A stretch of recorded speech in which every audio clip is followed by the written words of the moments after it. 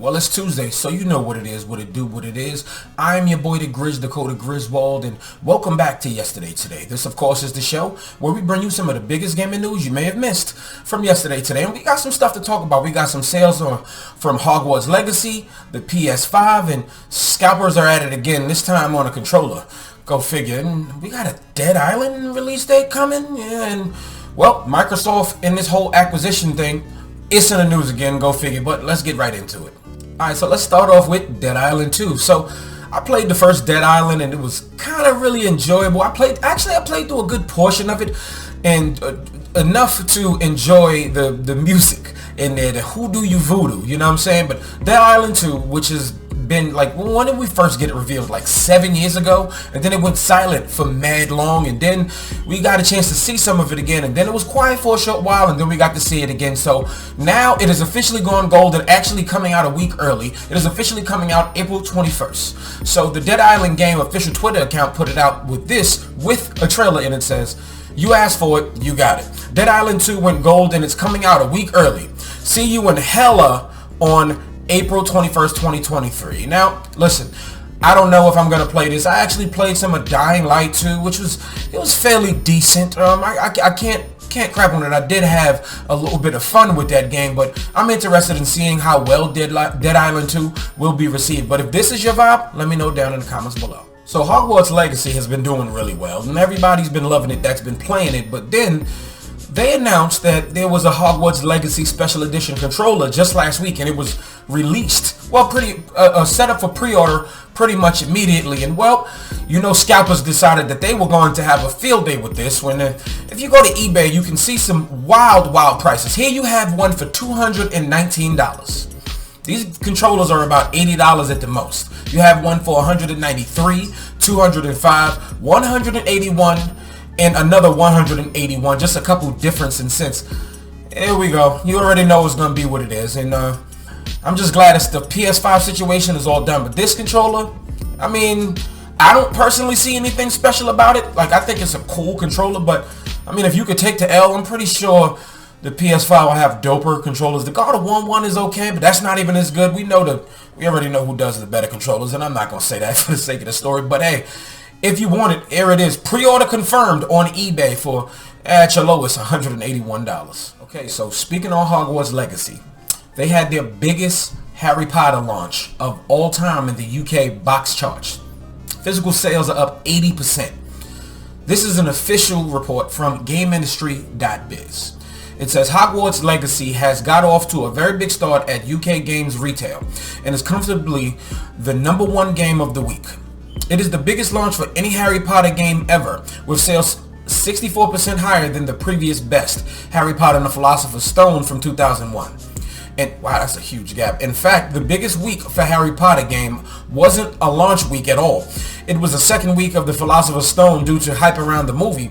Even compared to that week, Hogwarts Legacy is still bigger by 2%. Now, well, it looks like Hogwarts Legacy is doing really well. I'm actually happy to hear that, but unfortunately for me, this being an open world game, I kind of tend to wait for a sale, and well, if the sales are doing this well, I guess I'm going to be waiting a little while longer though. So the PS5 was the top seller of 2023. Go figure, who didn't see that coming? But Dead Space was the best new game to debut in January of 2023, just behind Call of Duty. But here you go, the MPD group, they officially released from the numbers from January 1st to January 28th. And let's go over the top 10 here. Call of Duty Modern Warfare, Dead Space, Madden NFL 23, FIFA 23, Fire Emblem Engage, Elden Ring at number 6, still, and that's up from last month. Forspoken at number 7. Now that's actually very interesting. It was only alive in the month of 6 or 7 days or so. That's actually really impressive. And then you have God of War at 8. One Piece Odyssey at 9. It's good to see a good anime JRPG there. And Pokemon Scarlet and Violet. Now that game is still crazy selling. And just a month before it was number 2, and so it's still in the top 10 spot. Now here's what it is. 11. That's impressive. The Last of Us Part 1. 12 Sonic Frontiers, 13 Monster Hunter Rise, it's had the top 20 on a chokehold.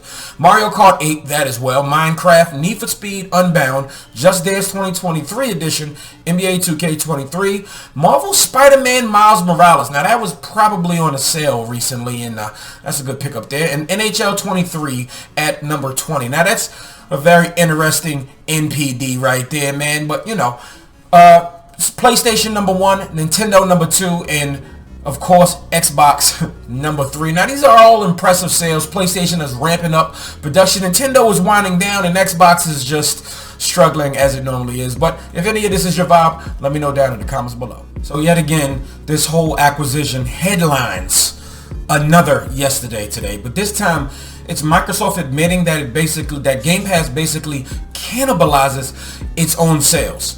This is coming to you from GameIndustry.biz, and it says, the UK Competition and Markets Authority provisional report on the Microsoft Activision Blizzard acquisition includes an admission, wow, all those words together, from Microsoft that putting games into its Game Pass subscription service cannibalizes sales of those titles.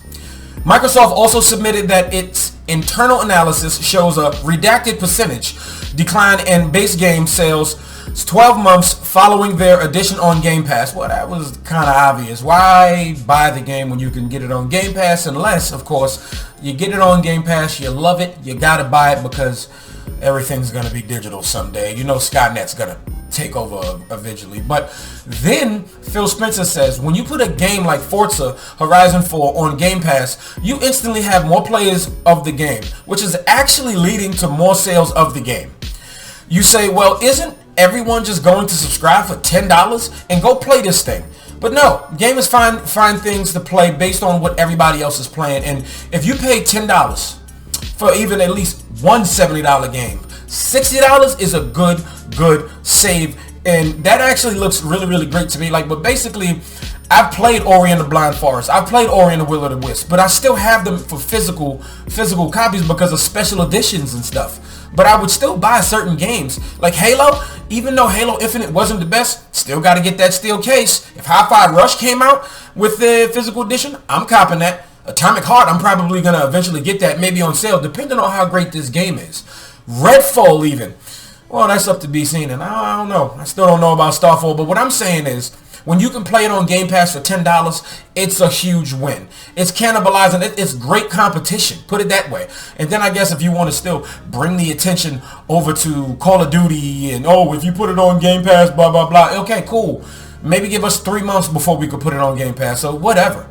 But, hey, Game Pass is the best value in gaming. It's brought a lot of games to my attention that I wouldn't buy or play.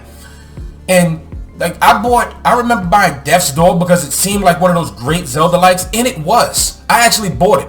And 6 months later, it ended up on Game Pass, and I was completely fine by it. If you haven't bought or played Death's Door, I absolutely recommend that game. Tunic is another Zelda-like, but that was on Game Pass day one. Play these games. You never know what you would like. So sometimes if I feel like, I'm in the middle of 2 games, so let me see what I'm going to play, I just pop on Game Pass and just see whatever's there. And I might try out a random game, might not ever like it, might actually love it. That's how you find out. And if any of this is your vibe though, let me know down in the comments below.